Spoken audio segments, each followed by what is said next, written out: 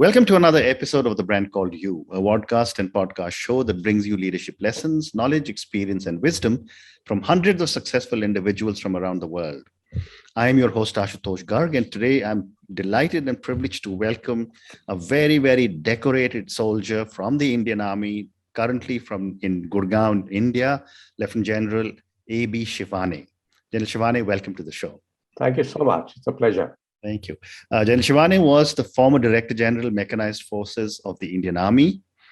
He is a PVSM, AVSM, and VSM. Those of you who don't know this, these are all given by the President of India. General Shivane led the UN Peacekeeping Force and the anti-terrorist operations in Jammu and Kashmir. He's the author of several books, and I'm told over 100 papers. And he has been recognized, awarded, and felicitated several times. And I must also add, he just mentioned that he's also been recognized for the amazing work that he did during the COVID pandemic. So, General, after such an amazing career, I'm going to ask you a few questions, take you back to the time you were in the military academy, and say from a young cadet to a 3-star general. What did you do right in this journey to the top?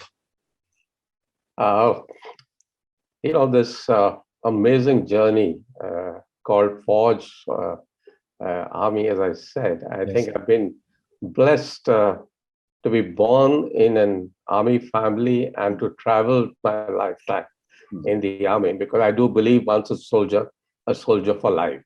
Correct. And as I grew up from a kid, I grew up into a system which taught us values of life, spirit of love for the tricolor, for the country, care for the soldiers. I remember my father was World War II veteran. They couldn't pronounce his name as Shivane, so he was called Shivane by the Brits. And he had served with General Slim in the Burma campaign, including in his headquarters. And he fought even post-independence several wars. And I remember going with my mother to the hospital to take care of the soldiers and bring back the smiles to the war wounded. I think a larger message was, how do you remain positive and pass on happiness? Correct. Also, the family taught us how to overcome adversity. My father was for 3 months, dead or alive, not known in the 62 operations. But here was my mother, a strong lady who kept the positivity on and said, son, he's going to get back, so no need of a long phase. And we believed in it, and he did. I also lost my brother in 1972 on the Chinese border in Sikkim, Nathala. And he was a young kid of 21 years, barely 21. So what I'm trying to highlight is that overcoming adversity and looking beyond was one value it taught us. And that's something which I think I value always when I grew up. Now, coming to your question about right and what wrong I did, I would put it another way. I would introspect and say what right I did and what better could I have done. Because I do believe, yes, there were times when I did fail, and I say it with pride because it taught me how to stand tall thereafter. It taught me a lot of value. So besides hard work, I think failure is also a pillar to success. And there were two things that come to my mind when I talk of my where I could have done better or where I did as good as possible. There was one which my dad told me. He said, son, reaching higher ranks in the army as you grow is not so important as the respect that you will command for life. Well said. And second, when I was passing out from my IMA, my instructor, my directing staff, that time Captain Madan, told me, he says, look, you're going to have an amazing journey hereafter, but your best friend is going to be a pillow. So at night, when you put your head there and you ask that guy, how did I do? He will never lie. And listen to him. So I think these were things which remained in our mind, and I got into a habit of introspection of what I did and could have done better, and how do I improve things. So therefore, this learning and challenges of life became synonymous. It went on from unconscious incompetence to conscious incompetence to conscious competence, and then unconscious competence as you grew up. Wonderful. So there was this. The challenge was different. When you're young, as a cadet, it's a challenge of physical challenge.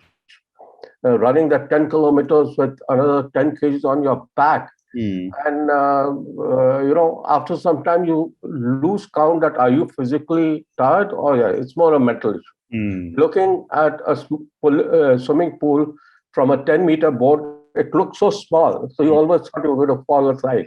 But when you jumped, you always landed right. So there were this sort of challenges which were mental. But as you grew up, like you spoke of heading the anti-terrorism cell as a lieutenant colonel in J&K. But that challenge was different. That challenge was about consciousness of the decisions you took every minute and seeing the results thereafter. So it was not waiting for results. It happened. So you realize that's a wrong decision, this is a right decision. And those decisions related to lives. So you had, it matured you tremendously in life and taught you what life is all about in many aspects. And I won't go into the detail. Right. And as I became a Director General Mechanized Forces, then the challenge was, how do I progress in this game of snakes and ladders of procurement and capability building? Correct. How do I get something for my organization? How do I get something for the men who are fighting? And beat the systems of bureaucracy and beat the systems of procedurals, this thing. So this was the sort of thing that I... Fascinating. And yet, every time I've spoken to a senior army person like you, I've often wondered, one about leadership. One is, of course, the hierarchical authority that you have, but I also find that there's a very strong bond that all you senior people develop with the people down the line. I'd love to get your perspective on what has been your leadership style. Very frankly, I think I was taught very early in life that the value of 5 C's, character, competence, commitment, compassion, and camaraderie. Right. And when I talk of commitment, it is also related to courage, moral courage and physical courage. Yep. So these are things which I remain very conscious of. And therefore, I worked hard. I played hard with my men on the field, rubbing shoulders, pushing each other, and I partied hard too. So there was the most important thing, I think, of a leader is to establish that mutual trust and bonding. Because unlike any other organization, business organization, where you manage men, here you have to lead men knowing fully that there may be fewer when you get back.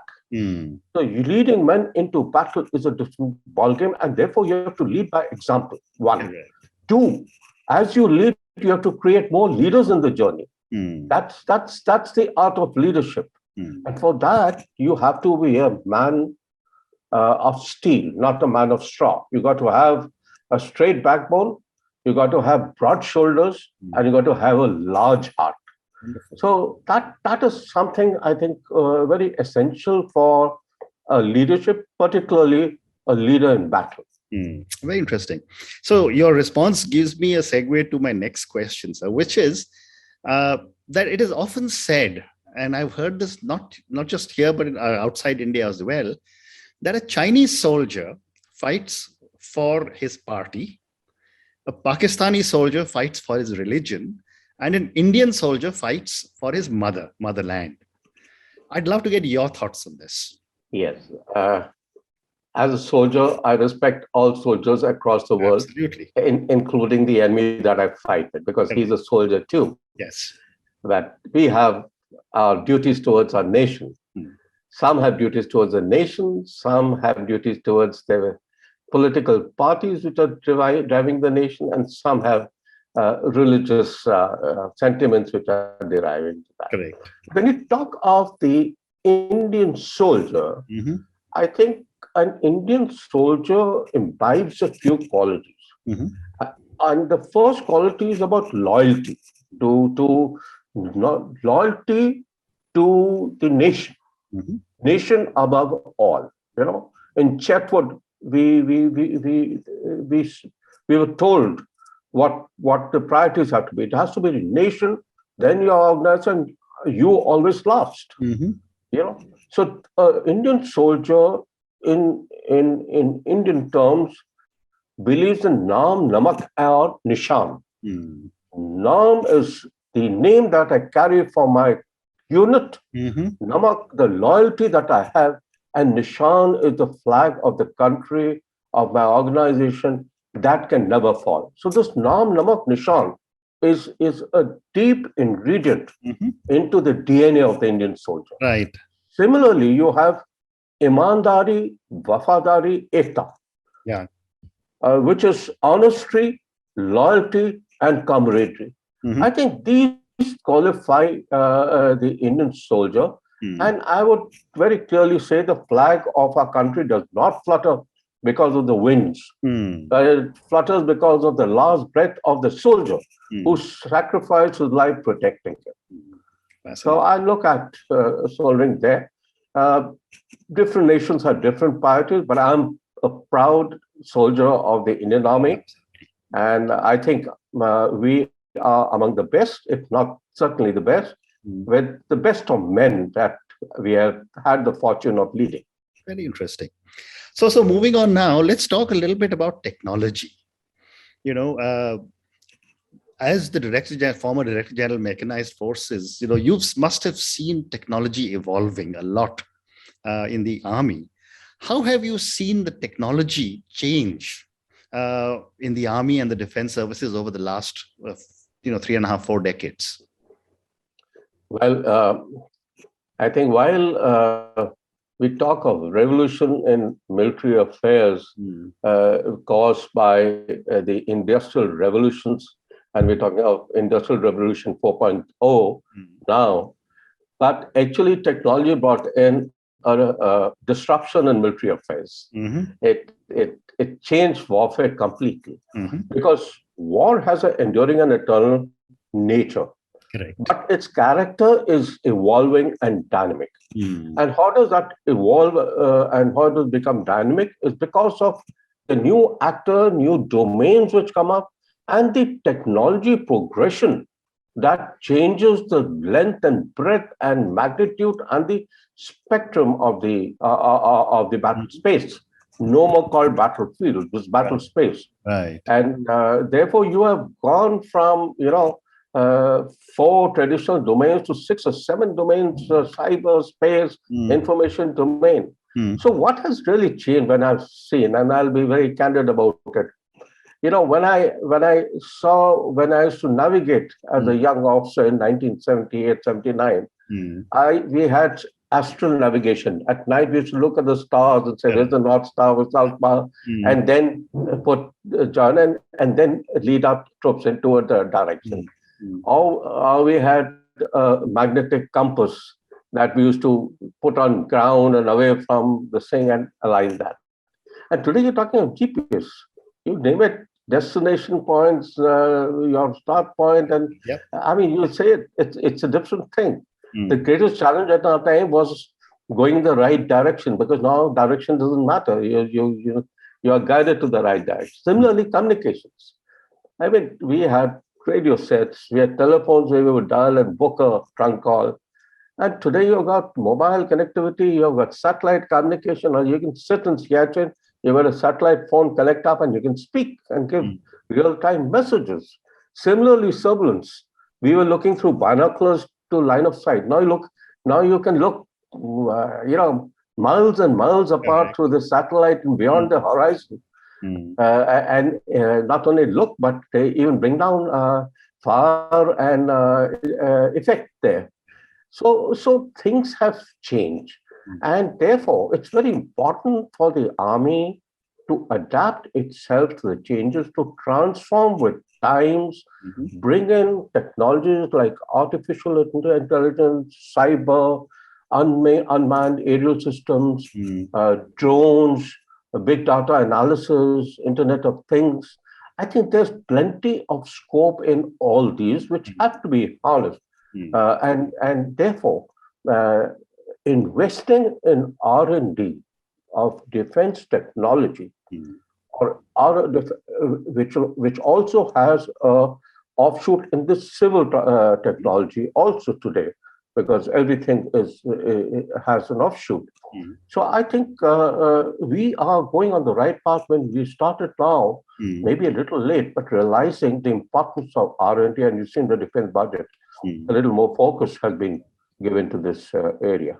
So things have evolved, things have come for the better, and therefore the leadership and the organization have to keep pace and manage change before change manages you. Fascinating. And yet, if you look at it, and you just spoke about it a few minutes ago, about what's happening in space and cyberspace, what, in your opinion, will be the war of the future? Well, it's war of the future. First is to define what war is. Today, there's a diffusion in war and peace. Correct. I mean, with these domains coming up of cyber, artificial intelligence, I mean, war is on throughout. The difficult part is, how do you ensure total peace? Correct. Is there a concept of total peace? And even victories in war today are shaped by narratives and perceptions of information warfare and impacting victory. So both the definition of war and the notion of victory has become ambiguous today. You may not fire a shot, but you may be at war. And therefore, use of political warfare involving more capabilities, whether it's political, whether it's economic, whether it's diplomatic, or whether it is limited military coercion by build-up, like you've seen on the Ukrainian border that has happened. Leading to strategic coercion is the new means to achieve the ends. So war has changed, but what is important? I mean, the war definition has changed, right? Nature remains same. So therefore, it's very important to build up on both kinetic and non-kinetic capabilities, and to be able to look at warfare beyond the battle space, because war today is in societies, it's in people, and requires a whole of nation approach. Second thing that I want to mention is, repeatedly we have seen that nations go to war but don't have an exit policy. Correct. Don't have when to get out and what have they achieved. So going to war or initiating what war is going to be, whether silent or active, requires a political military understanding of envisioning what are your political aims and how are you going to achieve them. And the cost benefit analysis of that becomes very, very critical. Very interesting. Very, very interesting. So moving on, sir, I want to talk to you a little bit about China. You've served in JNK, and and you also served in the UN Peace. So you've led your UN peacekeeping forces. From our perspective as Indians, what are the challenges China represents for us? Before I go to China, I want to highlight 3 or 4 points of the geopolitical flux that is taking place today. Okay. Because China, Russia, US, Indo-Pacific, Euro-Atlantic, all fit into that. Afghanistan, everything. First is the power to expand your influence is becoming something which is leading from competition to confrontation. And you've seen the decline in US power status and the retrenchment that has taken place. Correct. Both economic, standing in the global community, whether it's post-Afghanistan or in the Indo-Pacific against China, or even in the NATO. So there is a decline in the US global power. So a decline in a single power status and multiple centers of influence coming up. Two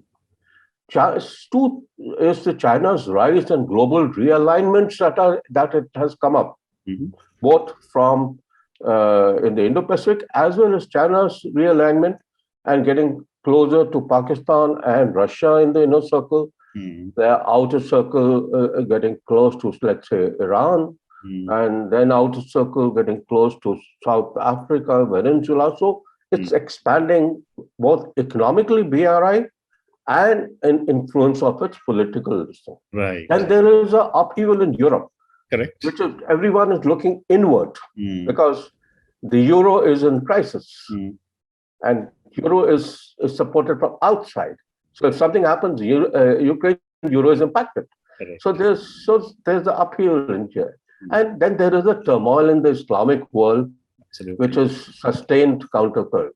Now coming to your question, China. To understand China, you have to understand the culture, the Chinese culture, and a culture over the period of time. Its culture is defined by a revisionist attitude, opportunist attitude, and expansionist attitude. Correct. And that is ingrained in it because of its Middle Kingdom syndrome that it carries. And what it carries deep in its psyche is the humiliation of the century which before independence what it is. So when you look at China, you have to look at the ends, ways, and means. What is the strategic aim? Its strategic aim is to become world #1 power, economic, political, military. And to do that, it must be the sole regional power in Asia. So that it has its call. And therefore, it wants to dominate the Asian mouse and the oceanic frontiers, which have become now both center of gravity of both economic and military confrontation. Correct. So there is, and therefore it would never want to resolve the border dispute because it gives it a leverage to assert its coercion. And therefore stymie by design the rise of India as a regional global power, and coming from a spectator to a player in the regional arena. So it doesn't want that. It's not in its interest. Therefore, it does what it does, both in economic and in the trade. Though miserably, it has been challenged, and I would say it has failed in its trades. Therefore, revisionism, expansionism, coercion, economic blackmail through BRI are the ways in which it does. And the means are using border and all. But I think, they miscalculate because they are living in a cocoon of the past. And when they came in on the Ladakh border, they were in for a shock because it was not the Indian Army of 1962. Correct. It was an army which was well prepared. It was an army which gave them back something which they even do not want to disclose in quantity. The worst thing you can do is not recognize the soldiers who have been killed in battle. I mean, that's the most shameful thing that Pakistan and China repeatedly does. So because it was hit, it does not want its nation to know that the response was so severe that they never expected it. So I think their cost-benefit analysis of the salami biting or going to borders has misfired because the Indian Army is extremely well prepared, motivated, trained for any adversity that may come up on any of its frontiers. Well said. Well said. And I was going to ask you this question about 62, you mentioned your father was there. My father was also there in the 62 war. And for, not 3 months, but I think for about two, 3 weeks, we had lost touch with him, But so a quick question before I want to then move to a little bit of Pakistan and Afghanistan is, are we better equipped as an army than we were in 1962? Certainly. Okay. Certainly. I mean, no comparison of 62 and now. We are much better equipped. But along with that, I would say, do we need to equip better for the future? I would also agree to that. Yes. We are certainly very well equipped, but no army can say that we are absolutely well equipped, because their budget will always be restrained, because budget has to look at many facets of development of the nation. And unless you're strong, you cannot grow as an economy. Unless you have a strong economy, you cannot have a strong defense. Well said. There are two sides of the same coin. But having said that, there is no comparison to 62. 62 was, I would very bluntly put it, was matters neglect on defense. But today, you have both in terms of infrastructure development, both in terms of capability. Look, there are three things which are important when you talk of preparedness. One is the capability and the capacity that you have in terms of your hardware and training and operation readiness. Second is the credibility of the political fraternity or the political masters to take a strong decision.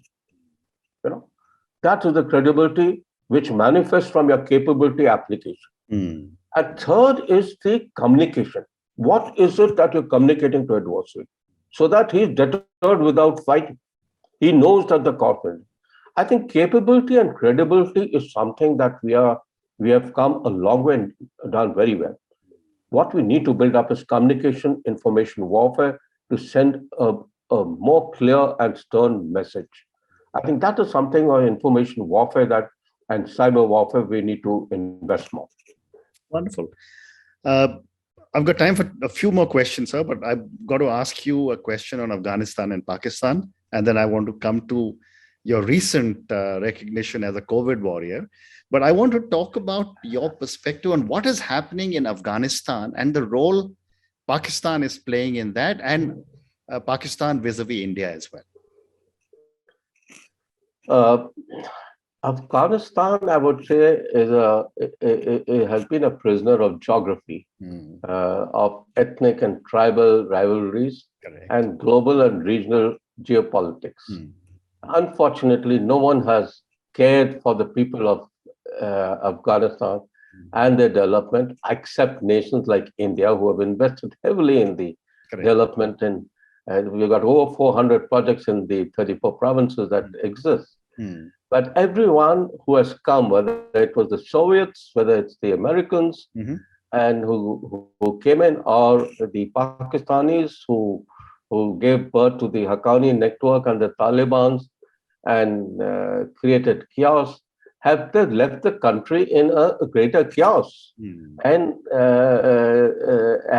imagine you fight terrorists and you hand over the country to another group of terrorists and saying that they are good and they're bad terrorists. I mean, this is absolutely, the matter of fact is that they had to retreat because China was more important. There were more body bags, and they realized that they could not achieve the end state of peace there. So there is a deeper strategic thinking to this thing. If you look at Pakistan and India, I think Pakistan's relationship with Afghanistan more was in terms of fears of its geography, of expanding its strategic depth. And therefore, it built up a nation which it wanted to be friendly, oblique, dominant.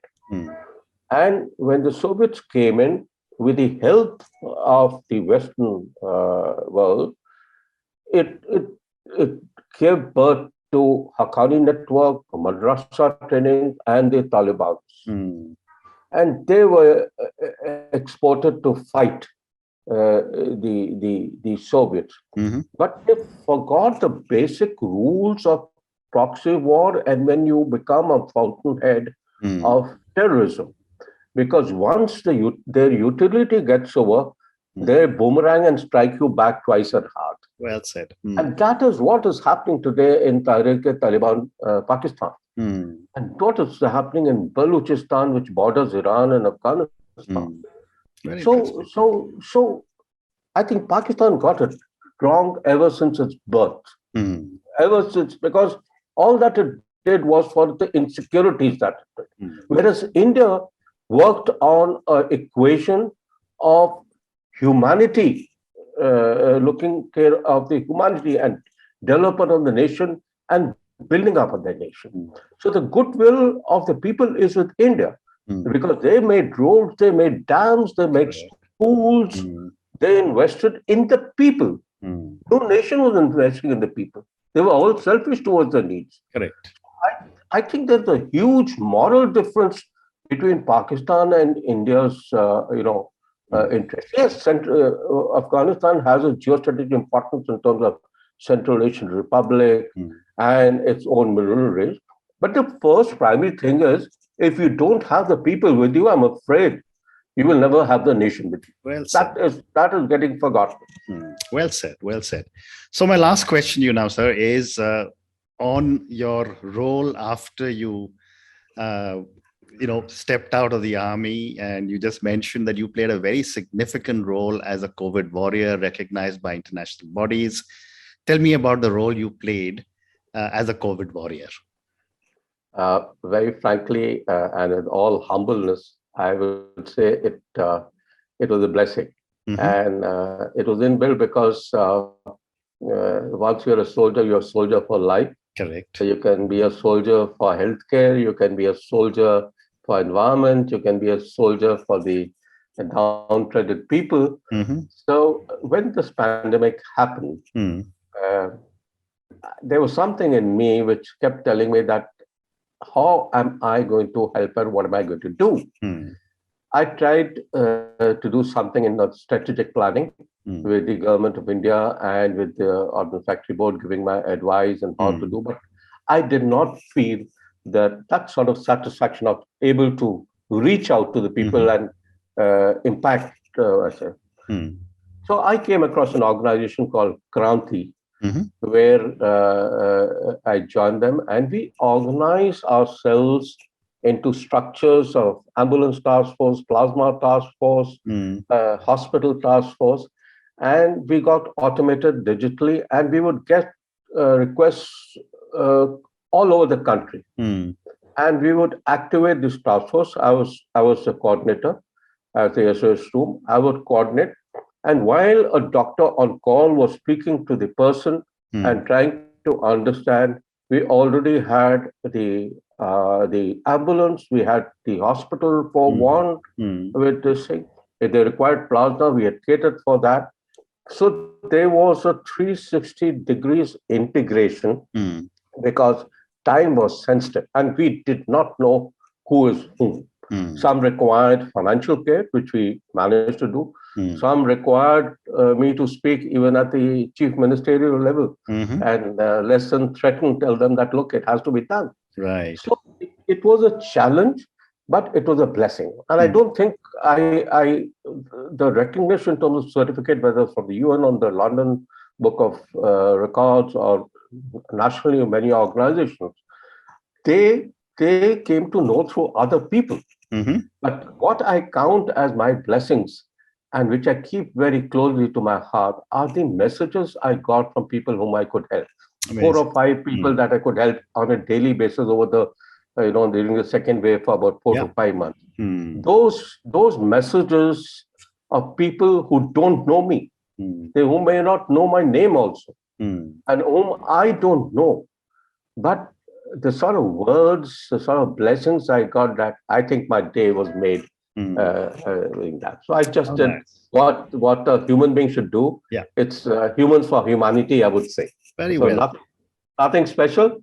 Anyone would have done it. And it just happened. I got the opportunity. Wonderful. Wonderful. So on that note, Thank you so much for speaking to me.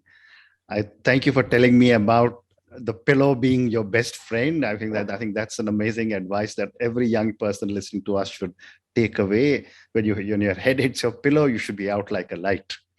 And thank you for telling me about the Naam Namak Nishan of an Indian soldier. I think that actually gives people goosebumps when you talk about these three words. Thank you for talking to me about your journey as a soldier, about technology and how that is beginning to make a change and make a difference for the army. Thank you for your perspectives of geopolitics in the world, as well as how China is beginning to assert itself and how we are ready for it. Thank you for giving me a perspective on Afghanistan and Pakistan. I wish I had more time to have a much more in-depth discussion on that. Maybe someday I will. And finally, thank you for all the great work you did for COVID. Thank you and good luck, sir. Thank you so much. It's been a pleasure to interact and speak with you.